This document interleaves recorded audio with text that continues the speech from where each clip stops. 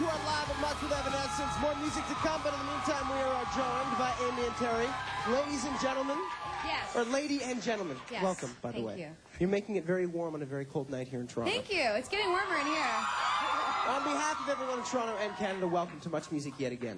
It's great to be back. We love it here. The fans are awesome. They are. Every time. Thank you all for being here as well. Now, we're here in celebration of the open door, and from what I've been reading, I guess it means a bunch of different things to both of you. It's a sign of a new friendship, and as well, letting go of a lot of things, a lot of hang-ups musically and personally as well, correct? Open my doors to you, Terry. Word.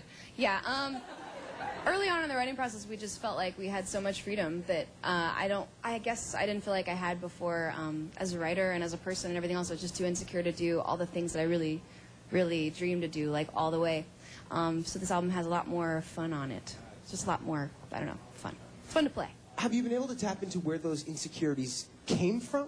I think it's just part of growing up. I definitely think it's just part of, you know, I don't know, when you're young and you're impressionable and, I don't know, someone tells you suck and you think, yeah, I must suck. So now I know I don't think I suck. That was being nice. Sometimes it is just being older. Sometimes there are key moments in one's life where you realize those kinds of things. Did you have that, maybe that one epiphany where you're like, well, you know what, forget about that? I don't know, not really. It's definitely a learning thing, you know, just growing up and realizing a lot of the times, you know, you need to trust yourself, and especially if it's about what you do and what you love and what you put your heart into. And this band means a lot to me, and I don't want to hold anything back from it anymore, writing-wise. So we definitely put it all out there, and I couldn't have done it without Terry. Definitely bouncing off of ideas off of each other was like an amazing experience. He's very creative. Well, I wonder about that as well. I mean, Yes. I've been reading a lot. You were talking about self-doubt so much on the last album, and with you, where do you trust yourself the most now? Each of you, not just Amy, you as well, Terry. Where do you trust? Where do you trust yourself the most? I mean, what inherent traits do you trust the most in yourself? I don't know. I think, what were you I going to say? don't know. I think we should definitely trust ourselves more than anybody else on our opinion on our own art. Definitely. Fallen was a lot of things that I wanted, but it was also a lot of people sort of trying to control it and make it something, and I don't know. I was thinking, okay, I gotta be cool, so I can't ever be sort of like in a good mood. It was always pain and darkness and suffering and a lot of horrible things, and that's cool. I mean, that's definitely still the new album, all the struggle and challenges of life, but there's some real, like, good stuff and even sort of funny stuff too. Well, I have read that. You were saying that even in the darker, sad songs, there is that happiness. Where is that happiness coming from?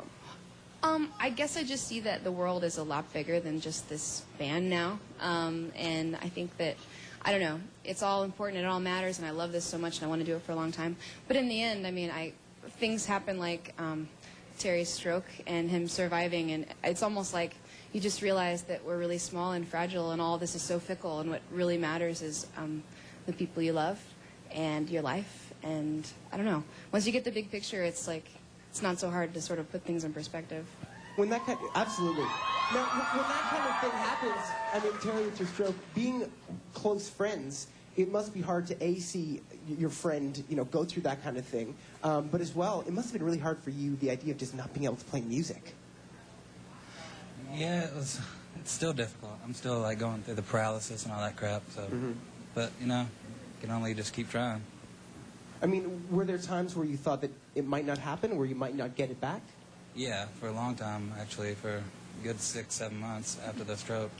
He was stubborn, though. He was working so hard every day. I remember one of the doctors, at least, but a couple of them were kind of like, nah, he's never really going to play guitar again. So Really? Yeah, definitely. I mean, he could go like that, and that was about it with his I arms. watched a lot of Rocky movies, and it's like... Yeah.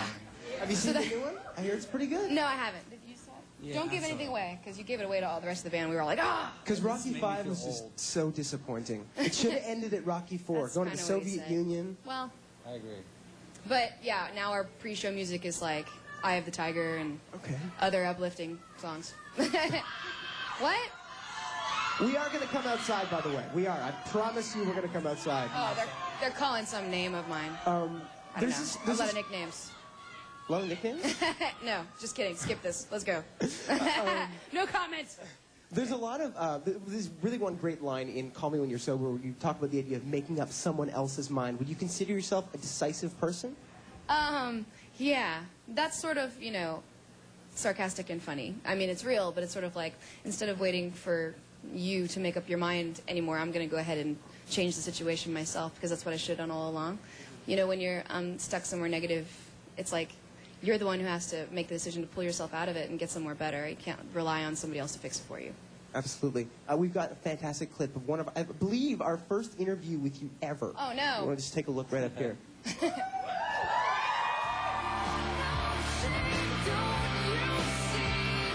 feel a lot more at home all by myself in my room, just locking myself away for 10 hours trying to pound out the lyrics to something, than on stage where, you know, you're completely subject to judgment.